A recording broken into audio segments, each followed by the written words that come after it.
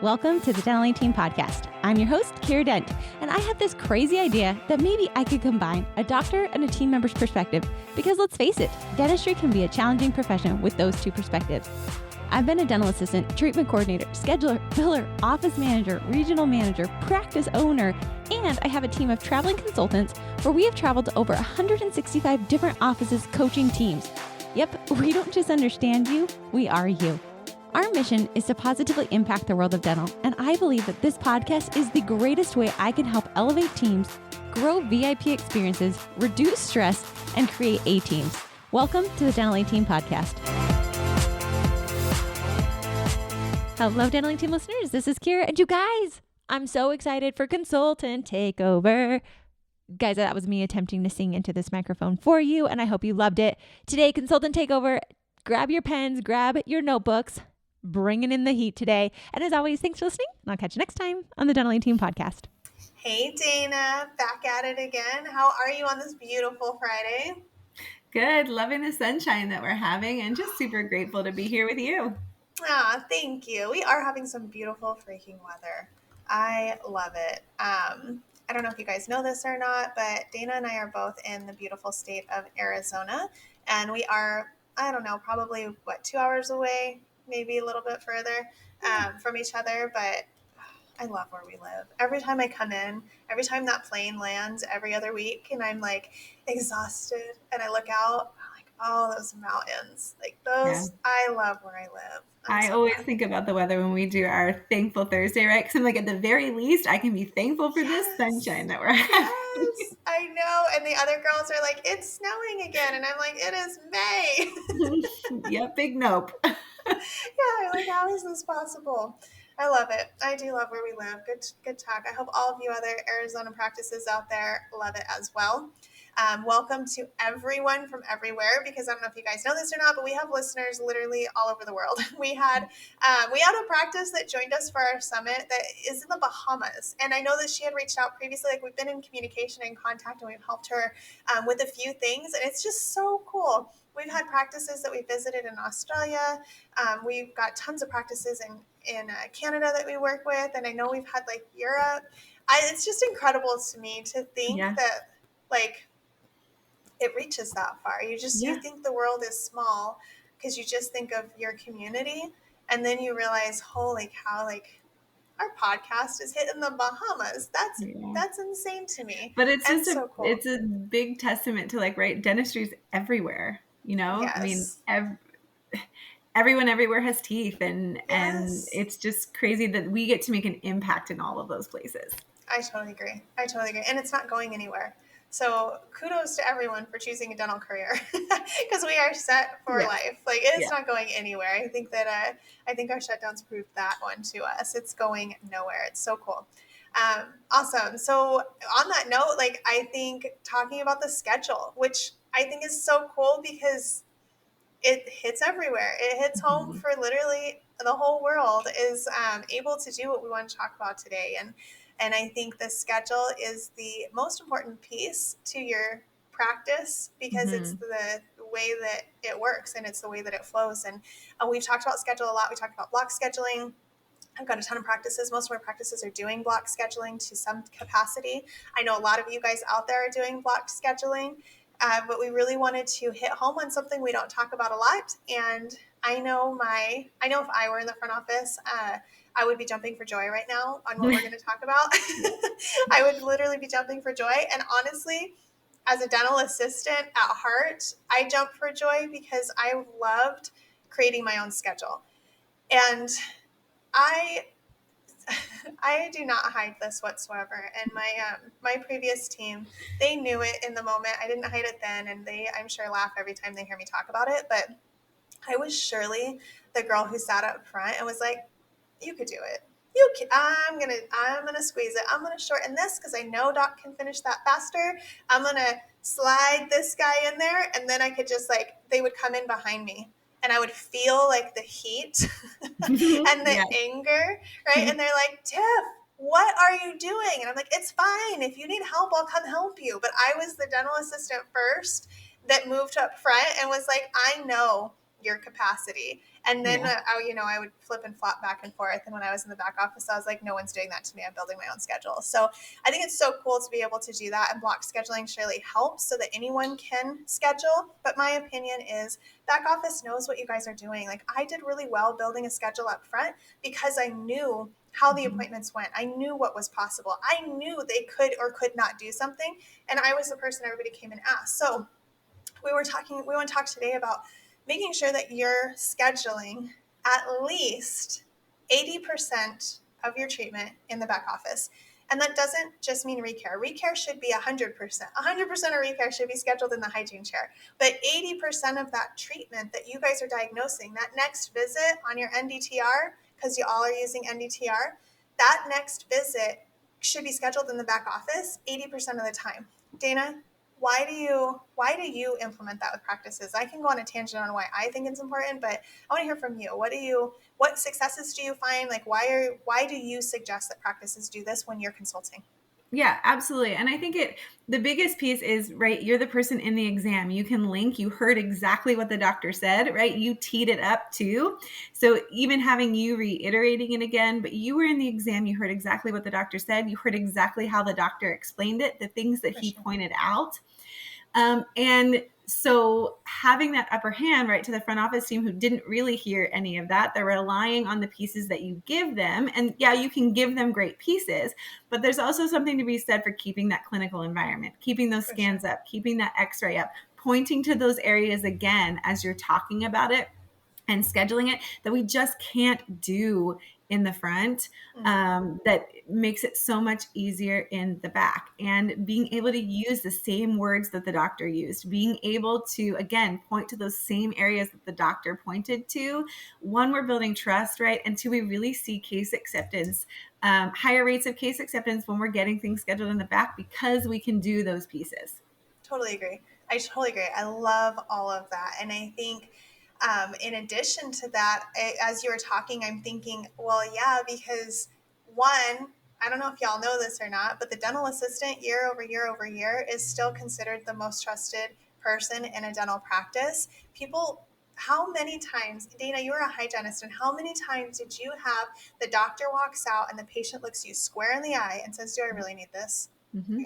Absolutely, you need it. I would never work for someone that I couldn't trust their diagnosis. How many times? So guess what? Now you're taking that, we're playing a game of telephone. Doc told me, and now I'm going to go tell somebody else who's going to tell the patient. And I don't know about you guys, but there have been a lot of times in my life where I will be in a store, right? Lululemon is probably one of the tops, and you're in the store and they're like, let me help you. And you're like, this is fantastic. And they're like, you need these 5 pairs of leggings and you're going to love them. If that girl who handed me those 5 pairs of leggings had a little scanner and she was like, and I'll take your card now, I would walk out with 5 pairs of leggings. But the amount of time that I have in between her giving me those leggings and me getting to the checkout, I have time to think of all of the reasons I shouldn't be spending this money. And that's like drastic because they're not necessary, right? But you guys, I'm not joking when I say this cost, these fees, anything they're spending money on is lumped into the same category. It is a money out category. So it doesn't matter that it's dentistry versus leggings. It doesn't matter. If there's time in between, we come up with the reasons why we don't need whatever it is that we just committed to. Mm-hmm. And we will give those reasons and excuses, and then now you're following up. So I think in the game of telephone, like the patient's there, they've heard it firsthand, they're ready to go. Get them scheduled and committed to that. As a patient, I would appreciate knowing, okay, fantastic, this is when it is. I'm already that committed. My only step, my only hurdle now is finances with the front office. And guess what? If I get up there and I'm like, you know what? I've got to figure this out, take the appointment off the schedule. I think the biggest thing that I hear from practices is, well, what if they want to hear the finances first? Cool. Then that's fine. Then say, I would love to lock in this appointment for you before we get up front, but I also understand if you do really need to see the finances first, we can definitely coincide those. Which would you prefer? So I've given them the option, and if they do want to do it, then take them up front. That's fine. Or I hear, what if I schedule them, they get up front, and they're like, I can't afford it, and then we forget to delete the appointment. Well, guess what? Anything you do consistently over and over and over, you build a habit. for. So if you knew, front office knew that appointment was already scheduled, I guarantee you, just like they would schedule an appointment that's not scheduled, they will delete that appointment out of the system or put it on the wait will call. However you guys do that in your practice, it will get taken care of. So I think Kara talks about this a lot, and we have to remember that communication, including treatment planning, is 80% psychology. Our brains are wired to talk us out of things. Our brains are wired for survival mode. And my brain is wired for what fun thing can I spend my money on, right? There's a Shania Twain concert coming up in a couple weeks that a bunch of my girlfriends are going to. And I'm like, the amount of money for the lawn ticket, I'm not sure I want to spend. But I can tell you right now, for the last 4 days, I have been racking my brain on if that money was worth it or not, and should I be going with my friends. Like, it's there. It's 80% psychology. And I'm telling you, we will spend our money on what we want to spend our money on. And I would much rather myself, my community, my family be spending that money on things that matter, that are going to keep them healthy. Scheduling in the back office does that for us. You guys are trusted. And like Dana said, I loved what you said, Dana, about like Doc was right there. Doc literally just said it. You get to use the verbiage. You have the x-rays up. Dana, how helpful was that for you when co-diagnosing and then Doc leaves and they're like, is this real? How helpful was that for you? Always having that stuff up in your operatory, leaving that up and then pulling up the schedule to get the patients on there. How was that for you as a hygienist? Honestly, fantastic, because I feel like then as we're talking about scheduling it, I can say, hey, remember when he showed you right here, and you can point to it. Scans are just fantastic for this. There has never been anything before that makes it more clear to patients when they need treatment, because they can visually see it and you can manipulate it and turn it and shift it, and they can see it from every angle. So it is very clear to them. Yeah. Right? What is going on? And so even using those things just to remind the patient, right? Doctor's walked out, he's walked them through. Maybe it was overwhelming. Maybe we talked about a lot of things. So having those things up that you can refer back to, those points and pieces with the patient, again, it's just that trust, right? That building that relationship. And then you get to customize things, right?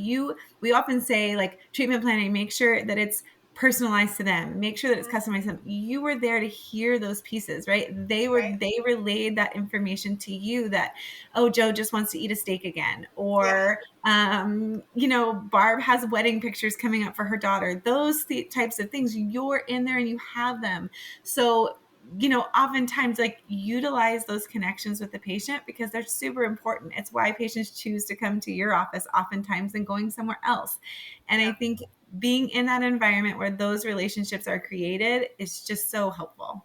I love that. I love it. So Dana, what do you think would be helpful, like actionable items, right? What's going to be helpful for our doctors and our team members that are listening to actually implement something like this in a practice? Yeah, I think one, it is just figuring out like a little bit of timing. If we're going to schedule in the back, just make sure we've got that 2 to 3 minutes, right, built in, that we can do it in the back. And then making sure that we have a handoff from the doctor to the clinical team, your assistants, or your hygienist as to what we're scheduling, right? Having that NDTR, right? What do we want them back for? When does the doctor want to see them back? How long does he want it scheduled for? And then really funneling patients to the right spots on our schedule for that treatment. Yeah, I love that. So I think making sure that you've got the time, which I think if you can schedule a recare, like you can schedule this too. Absolutely. And dental assistants, you always have the time. I love you dearly, but there is always a pocket of time in there somewhere. And then doctors doing at least like something like NDTR, next visit, date, time, recare, because that's what they're going to utilize in that scheduling. I love that. And then knowing where to schedule. So that schedule funneling, where can they schedule? I think that's where a lot of people, I think honestly, near and dear to my heart, I love you all to death. I think that's what holds hygienists back, is that they don't feel like they know doctors' schedule, so they don't know where to schedule the patient. So I hear all the time, and I know they are willing. I know it's not just a saying, it's something they're saying. They say all the time, I'd be happy to do it, but I'm not confident. I don't know where to put the patient. So dial in your scheduling, dial in your timing, make sure that it's consistent. And if you're not consistent on your timing, start timing yourself, doctors, and you'll get consistent. I promise you, you'll also get faster. And then just make sure people know where they can. So some sort of, I love the block scheduling idea, and either putting in like a high production or a dollar amount plus, right? Like X to X, whatever dollar amount, or crown here, filling here, kind of those types of things, but making sure that the team is trained on how to schedule so that it actually gets done. I think we forget that the thing that holds us back the most is that unknown. We were just talking about it with our eyebrows, Dana, and I said the only reason I'm not interested in laminating is because I don't know what it's going to be like. I don't know how long it's going to last. And so I was like, wow, I could just ask my girl, right? But we don't think, let's ask, we think, let's just not do it. I don't have all the pieces. I don't have all the information. So instead of asking more questions, my brain says, well, I just won't do it. It's fine. It's not that interesting. And I think we do that with the scheduling. So instead of saying, awesome, where would a really great place to put this be? We say, I'm going to let them do it because they know how to do it already. So calibrate with your team, calibrate yourself on your schedule, calibrate with your team on your schedule, make sure that it's consistent. And then Dana said, make sure there's time built into your schedule. So make sure that you can do it. And then doctors, make sure you're passing off that information, especially to your hygienist, to everyone, make it a habit, but make sure you're passing that information for the amount of time specifically off to your hygienist because they don't know off the top of their heads. Your dental assistants do because they're chairside with you all the time. I think those were really great. So time yourselves, make sure it's consistent, pass that time frame off to people. Make sure that there's time in your appointments that you're getting them scheduled. Just freaking do it. And then make sure we're calibrating on the schedule and that everyone knows where certain things can go. I think that's beautiful. Dana, can you think of anything else that could wrap up 80%, guys, 80% scheduled in the back office? No, I think we hit all the major points. I think so too. I'm so excited to see this turn around for you guys. And I hope that you are tracking your treatment already. Because I know you're going to see higher case acceptance, you're going to see healthier patients, and overall you're going to see a better practice because the flow is going to be incredible. Your front office, I mean, I think that they're going to love me for this. They might hate me for a second because they might be like, they don't know how to do it, but like, just train them. It's totally fine, guys. Totally fine. Make it easy, make it lovely, make it something that you can look at and be like, holy cow, we created this, and it's so cool. Have so much fun. As always, if you have questions, if you need help with it, please reach out. hello@thedental18.com. There is a slew of people behind that email. We are all just waiting for you to reach out so that we can help you and give you information. And also, as always, if you loved the information, please drop us a 5-star review. It's how we get out to so many people in the Bahamas and in Europe and in like all of these cool places. That's how we get out there, is that those reviews help us. It helps our ranking and it helps spread the word. So share these reviews. Share your review with us. Share these podcasts with your friends, your families, and your teams. And we cannot wait to talk to you again on our podcast next time. Thanks, Dana. Thanks for having me, Tiff. And that wraps it up for another episode of the Dental 18 podcast. Thank you so much for listening, and we'll talk to you next time.